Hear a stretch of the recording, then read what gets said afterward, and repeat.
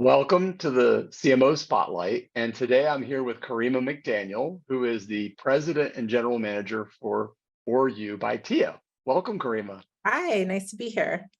Oh, thanks for joining me. I'm so excited for this conversation. And so I wonder if we could just kick things off with you explaining For You by Tia is a joint venture with Amyris.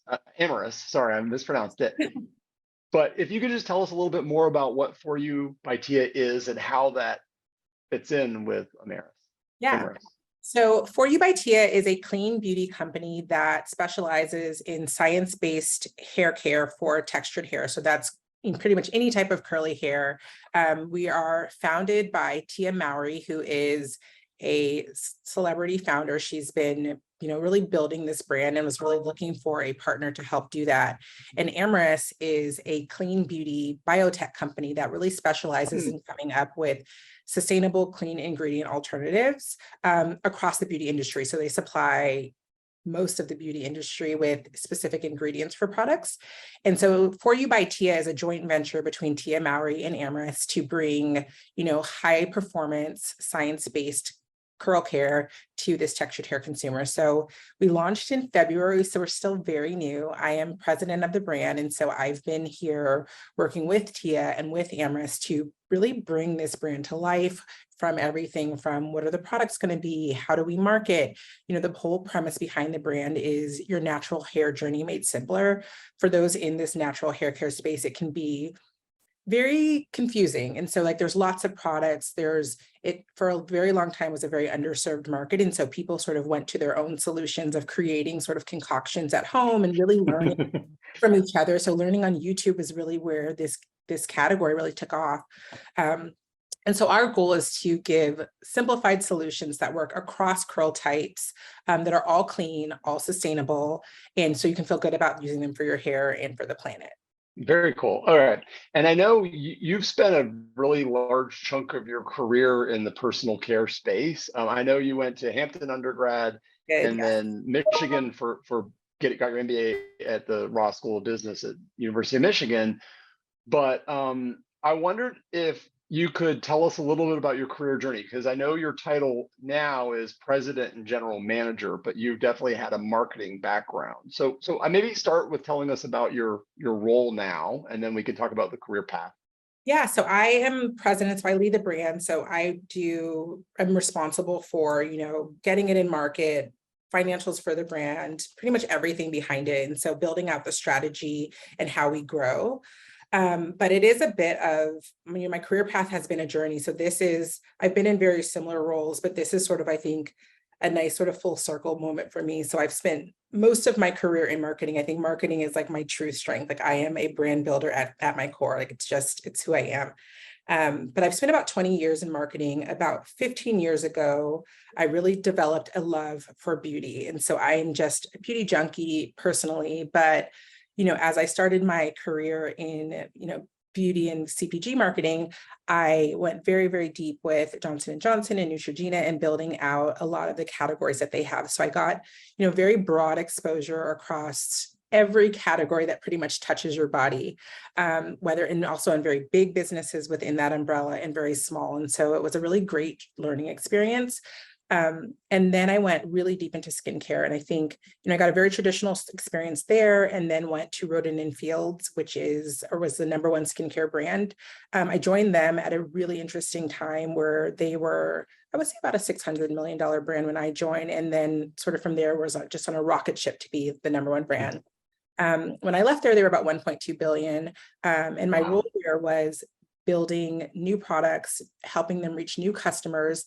And I got a chance to really come into a business that was at the start of social selling. So it was really coming into a very different business model from my very traditional marketing background. And so really learning our way through what should social selling look like? Like, how do you reach consumers in a very new, very digital world? And how do you, communicate product propositions and brand ambassadors as a part of that journey? And so I had a chance to develop a large majority of their innovation portfolio, including launching at that time, which were two of the largest products in the beauty industry at that time. And it was just really fun. And so the brand grew very, very quickly. I was responsible for bringing in new audiences. So I launched a Gen Z brand, a millennial brand, was focused on expanding into more diverse audiences, which was all really, really exciting. And then I went on to another company called New Age, which no longer exists, but it was about a $300 million health and wellness company that had a majority global footprint, so very heavy in Asia and in Europe. Mhm. I wanted to sort of broaden my experience to be more global and sort of see what that could look like. I went on to lead both master brand strategy and the global marketing organization through, I would say, 4 mergers. So we had a very large portfolio, a very large organization. And so really figuring out like, what brands do you focus on? How do you build brands globally, and what differences do they have? And so really trying to activate across markets. And so it was a really tremendous learning experience for me. It was really catapulted me, I think, into a very big leadership role, which really pushed me and like taught me a lot of new skills. But it was just a really fun experience where I got to learn a lot of new things. And then I found this role sort of by accident, I'll say, as I was coming out of that very, very big role across, global role.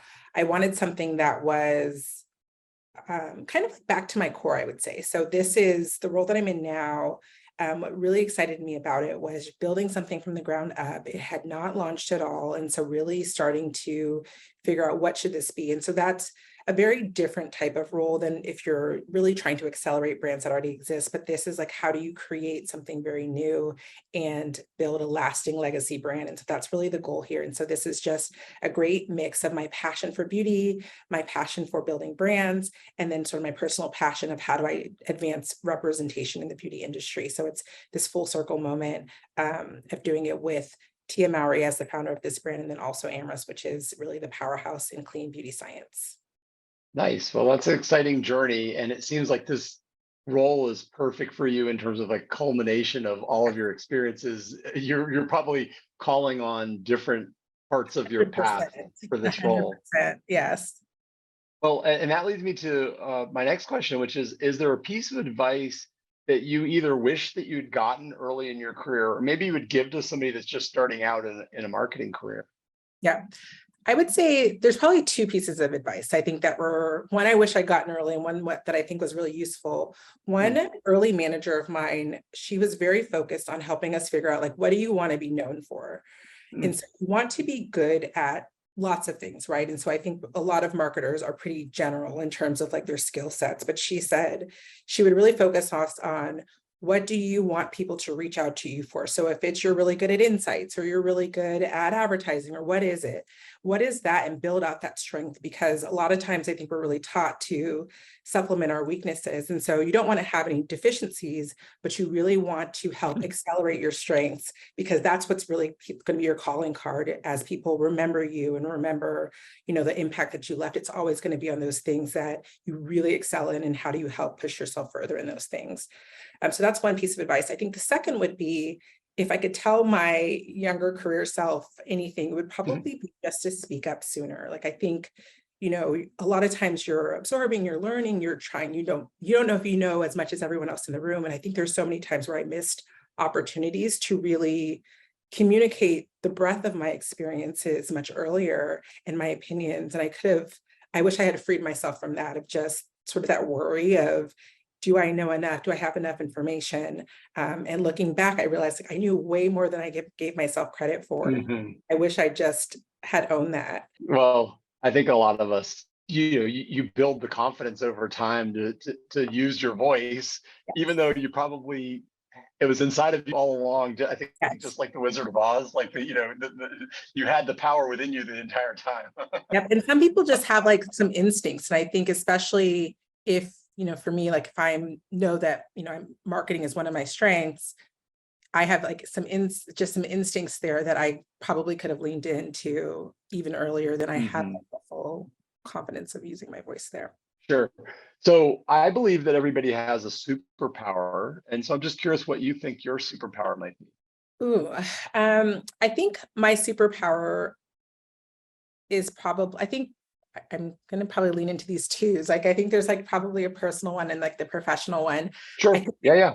professional one is, I do think that I am a really good brand builder. And so what drives that is being very insights led. Like I'm able to connect sort of what people are thinking and articulate that, I think, in a way that is a little bit unique. And so being able to sort of like understand the underlying tension that consumers feel. And so where I think that that served me is as I've gone across categories and, I've worked on many, many, many different things, that's a skill that I can always really rely on, because it doesn't matter what I'm working on. I can really understand like what is the why that someone is making a decision that they're making. And I think that is one thing that I do think is actually kind of instinctual. And so I do think that's actually a superpower of mine.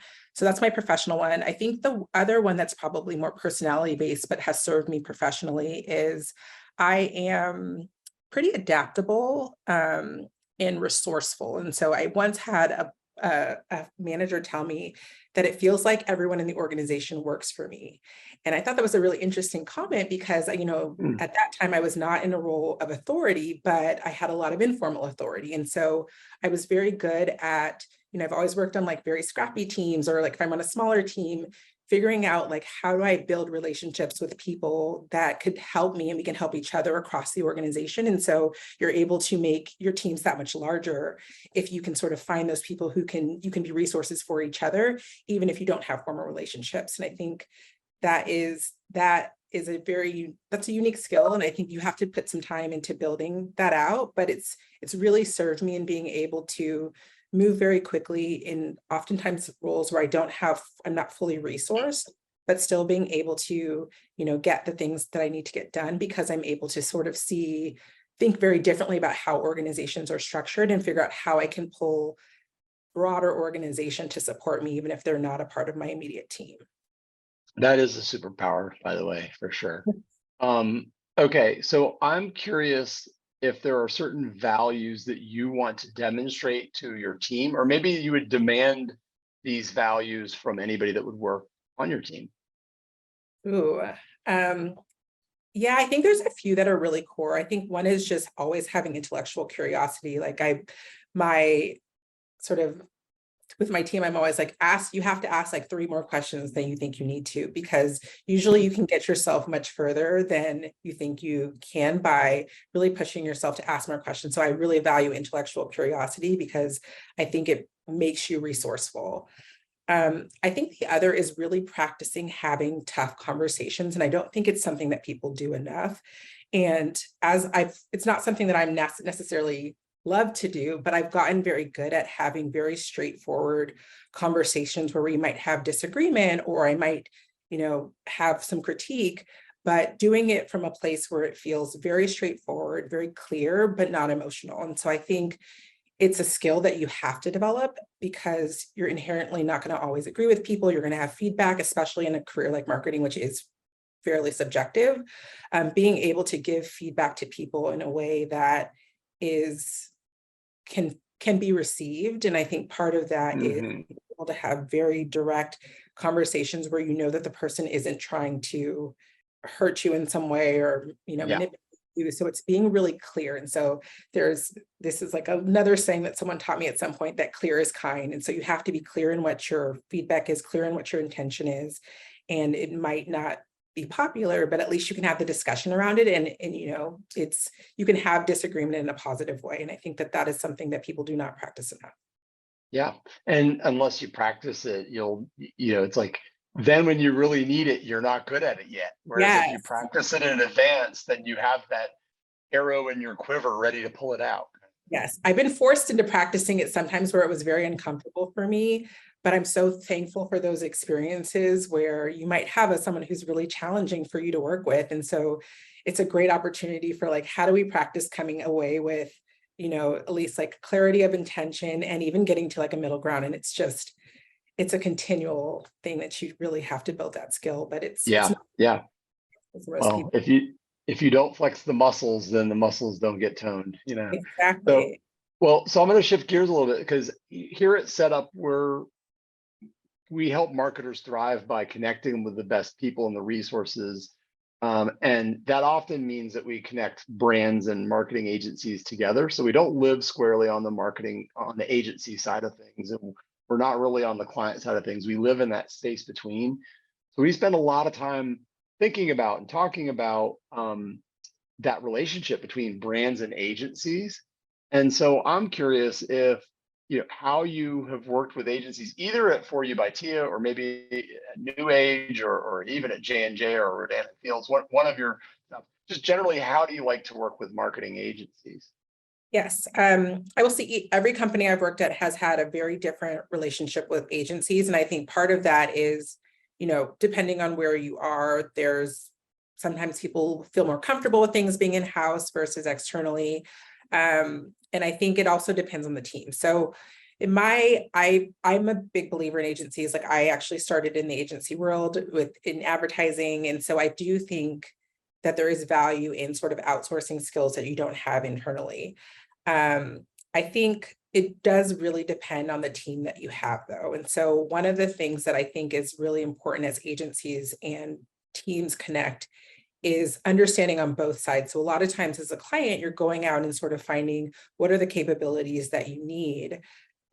But you almost kind of need to do the other with the agency to the client of understanding what are the capabilities within the team, because where I've seen agency and client relationships not work is when either there's overlap with team members or there's difference of opinions. And so understanding like where are the strengths within the client team also helps the agency sort of know what are the questions that they're going to ask? Like, what are they really good at? What questions do they really know in depth? And then what are the areas that they really don't have a lot of experience in? And so I think understanding that mix up front is where I will always start now, because I think it helps build that relationship much earlier so that they feel like an extension of your team. That, and I would say also just reviewing things like deliverables before. So if you're in a longer term relationship, let's say with like a paid agency or things like that, a lot of times you align on what reporting looks like or that sort of thing, but reviewing it in practice before so that you're not frustrating your agency too by, continuing to ask questions or things that you didn't necessarily ask for up front and giving them the extra work to do. So I would say aligning on some of those things up front. But I think in terms of like the agencies that I've used, it really depends on where the strengths are on the team, and that could change. But I think it is a great way to supplement whatever the gaps you have are within your organization. Yeah, and that's a really good segue to my next question, which is, are there certain disciplines of marketing or certain functions that you feel generally you would want to keep within your organization? And then are there certain other disciplines or functions within marketing that you really feel like you could benefit greatly from the outside expertise or perspective? And I get that every single organization's ecosystem looks different, depending on, to your point, internal resources that you have and the resources of the agency. But I do still think sometimes there are certain things that you feel are core to your business that you just never want to outsource. And then there are other things that you really feel it's valuable to get that outside perspective. Yeah. And I think that answer probably depends on like what my budget is. So if there's certain things that in my business, and if I had all the money in the world, right, to build it internally, I might, and that might be things like social. Like, so sometimes I think social's one thing where I go back and forth of like, who should really own that? Because today everyone has to create so much content, and it can be very hard to do as a brand, especially when you're a smaller brand. And so, but it's also such an important articulation of who the brand is. And so it does need to be very close to positioning and messaging and tone of voice, and like all of those things really matter. And so that's one that I'm always kind of struggle with a little bit of like, where should it sit? It usually ends up somewhere in the middle, just because where you might have a smaller team internally and then some support that you rely on externally just to sort of feed the content machine. There's a few areas that I think tend to make sense for me or have made sense for me to outsource. One of those would be paid media. I think that to me is like a very specific expertise that I don't always think makes sense to bring in-house. I think you can, but my experience is it's been worked really well being external. I think that's an additional one where I think it matters to align upfront in terms of how quickly you assess performance and things like that, because that's where a lot of the pressure ends up being. I think PR is one too, where can make sense externally, but also a strong partnership internally. But it's a hard question because I do really think it depends on Yeah. capabilities of the team and then really objectives of the brand. Yeah, it's a hard Yeah. one. When we talk a lot to new marketing roles, like somebody who's been newly hired as the VP of marketing or CMO or some kind of role like that. And typically the first thing that they do is they evaluate their team to understand who's good at what and who's not so good at what. And then the second thing they do is they evaluate their agencies. And certainly we want to be there to help them. We can help them with both, but really that second part where they evaluate their agencies is where we can really step in and help. But yeah, I mean, I think you're bringing up a point about understanding the in-house capabilities and then supplementing them with external firepower. You also brought up one other thing that I think is interesting, which, cost and money about this and budget, which is, some people think, well, it's cheaper for me to do it in-house with internal resources. And then there are some that say it's actually cheaper for me to hire an agency to do this. And the answer is it depends. It all depends on a bunch of different variables. But what the right mix is, at one company, the right mix at Johnson and Johnson is not the right mix for you by Tia. That's for sure, right? Exactly. And I will say, even coming into this role, as we're starting out and building the brand, right? Like I am pretty clear on what I needed when I first started, like for the first 6 months, but I don't know what that looks like after that. And so being able to really partner with agencies to start and like then reassess in a shorter time to see what the brand needs, because we're growing so fast that our needs shift quite a bit. And so it's harder to know, like when you're in a much bigger organization, you often have a much better sense of like where you're going to be in a year or 2 years, or Right. like what you need. But when you're in a very small organization, or you're just building as like a new brand, you don't really know what that looks like. And so you need the flexibility to be able to adjust to what your needs are as they come up. Yeah. You need to be much more nimble Yes, because because you need to be able to pivot quickly. very quickly. Yes. Yeah. All right. I've got two more marketing questions and then some kind of quick hitting fun things to wrap things up. The first is, how do you, particularly for brand marketing, but just generally, how do you demonstrate the value of marketing to the non-marketing functions in the organization, some of whom may just think of it as, it's a cost center, it's not a value driver. So how do you demonstrate the value of marketing to those non-marketers within the organization? That's always, I think, the struggle a little bit. I think, performance always is the best, like your results and being able to track that with revenue is, the best. But I think a lot of it also, and I've learned this a lot through my last couple of roles, especially ones that maybe are newer to how they think about marketing, or elevating the role of marketing within the organization, of helping to help people understand how strategic that the discipline is. And so it is very analytical, and like there is a lot of data behind it. And so I think a lot of times you have to do a lot of internal education about what you're doing, why you're doing, how you're going to measure it, and why that measurement might not always look like revenue. And so as long as you're clear with those things, it can help. But I think you have sort of on all of us as marketers to help educate the organization as we're trying new things, and building new capabilities within an organization. Revenue is always going to be the best, but I think that there's lots of other metrics that you can pull out to sort of show the rigor behind. And I think sometimes it can seem a little bit fluffy for people who are, not a part of the marketing world, but there's so much rigor behind the decisions that are made, and being able to show what those analytics look like, I think tends to be helpful, because at least you can sort of bring people along on the journey of understanding, like, okay, these are really truly database decisions that you're making.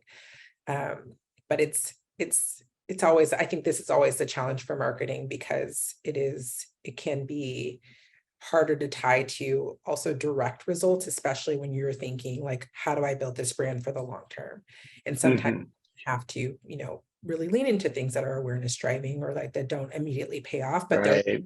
building and they're necessary too. And so I think it's a constant challenge. So I don't know if I have a great answer for that, but it's just, I think Yeah. one would be where I have to I lean.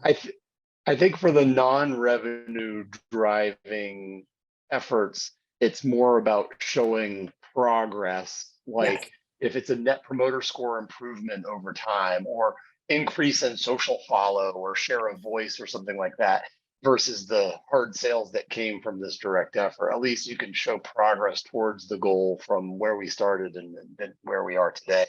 exactly. Yeah, Yeah. exactly. Okay, so last kind of marketing specific question is, I'm curious if there was a campaign or a program that you ran, either at the current gig or in a previous life, that taught you a really valuable lesson because it was either a flop and you need to learn that lesson, or it was, you know, a huge success that maybe you'd like to emulate again in the future if you could. Oh, I feel like I've learned so much across And you different. you could pick one of each, or you could pick one or the other, whichever you prefer. I would say there's probably a few. One that was a really great lesson, it was actually when I started at Roden and Fields. And so I worked on, their first new innovation in about 7 years. And so building out what a product launch looks like at that organization was a very new thing. And so you're like building campaigns. And this was the campaign and the role that started right when social selling was sort of getting off the ground. I think I learned a tremendous amount because, at first we tried to take like very traditional ways of going to market and bringing that into social channels, which just didn't really work. Right. So I was just thinking about how like visual creative looks different in a social channel, thinking about how channels are different. And I think that was just at that time, there was not a lot of like playbooks for it. It was sort of figuring it out on the go, but it was, you know, wildly successful beyond our thoughts at the time. But it was such a learning because you would try things and it didn't work. We were trying a lot, Mhm. like all these things that just did not have track records yet. And to your point of how do you show results or value, we were trying a lot of new things. And so it was just a nice, a nice sort of environment that sort of rewarded risk, which doesn't always happen. But I learned a tremendous amount in that role. And then I think starting in a very different role where I am, building a brand from scratch where you have, much smaller budgets. And so you have to be much more creative. And I have a wonderful partner in Tia, and she's so great at social. And so really being able to think differently about how I go to market with a very different resource model. And then also how do I connect with this consumer who's in a very different place. This has been a really good learning experience of how do you become really adaptable and flexible and just resourceful. And so I think it's paid off though. I mean, it's still, we're still learning, we're still new, we're still building. But it's been, it's just been such a different world starting from scratch, really. Yeah. Which is But that's a fun challenge. I mean, it's like the difference between renovating a really older home or getting to build a brand new build, and you're starting the brand new build now. yes, exactly. And so there's like things that I would have taken for granted before when I'm like, oh, I had people to do that. Like, oh, Right. I have to go find these things. Like there's something I Right. would have taken for granted from past experiences where I might have been able to lean on support more. But this one, there is support there, but it's just a very different approach when you're really building from the ground up. Okay. So I've got a couple of just, fun questions to kind of wrap things up.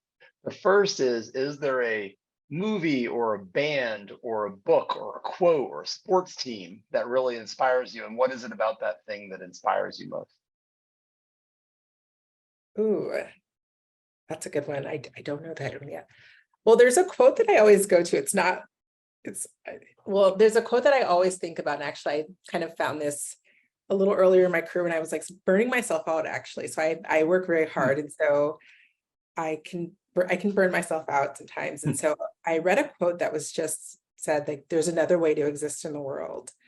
And so like that really stuck with me because it made me think that, like I can control how I feel in certain situations. And I was like, I was kind of like overextending and like stressing myself out. And I don't have to live like that. Like I can do the things Right. I love to do, but reshape how they show up in my life so that it makes room for, my professional life and my personal life. And so that quote is like my reminder of, okay, you need to, reset and balance. And so how do I be passionate about the career that I have and building my career even more, but then also do that in a way that supports the rest of my life. That's great. It means that we can also reinvent ourselves, if we ever want to. Okay, is there a brand that you've never worked on that you really admire, and what is it that you really admire about that brand the most? That's a good one too. There's so many brands that I admire. Mhm. One that I think is just does a really good job is Fenty. I think that they do a really good job of just knowing their consumer, being very on trend and leading trends and moving very quickly as a larger organization. And so they're fairly large, but they feel very much able to stay very authentic and on trend with their consumer base. And so I think I'm always impressed to sort of see what they're going to do next. So that's one. And then I think there's a lot of, they're not necessarily brands, but there's a lot of newer companies that are being developed to support brands in their growth and as they scale. And like those have been very interesting to me lately. Because I think, in the environment that we're in now, where there's so many small brands and there's like all of these great, new founders that are having like these great insights and that they're bringing to market, it's very challenging as they're looking to grow and to scale. And so I really admire a lot of the companies and like the trusts that are helping to figure out how do you support in both advice, but then how do you support in also helping them really to scale. I think that is something that I am passionate about as I think it through my career go forward. Like I've worked on lots of different things. And I feel like how do you take all of those learnings that you have and really help accelerate, other brands. And so that's like an area that I'm interested in, I guess not a specific brand though. Yeah, that's fascinating to think about the support. I mean, you just made me think about a small company called Joy that is an e-commerce business, basically a platform that they build it for subscription boxes. So companies that want to start a subscription box, monthly subscription box, could use, it's like a content, both the content management system and an e-commerce platform that would like facilitate you building the subscription model. It's like kind Yeah. of a good example of that in my mind. Yeah.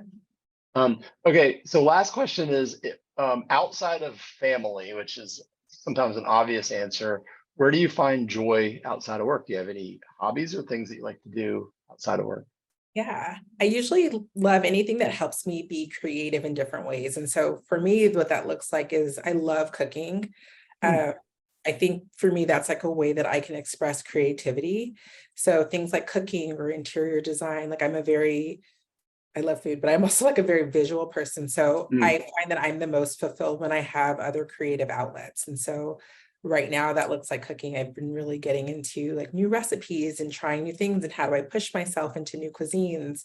But that's how I express my creativity. And that is so important for me to help sort of like fuel me for the other areas of my life where I have to be creative as well. That's great.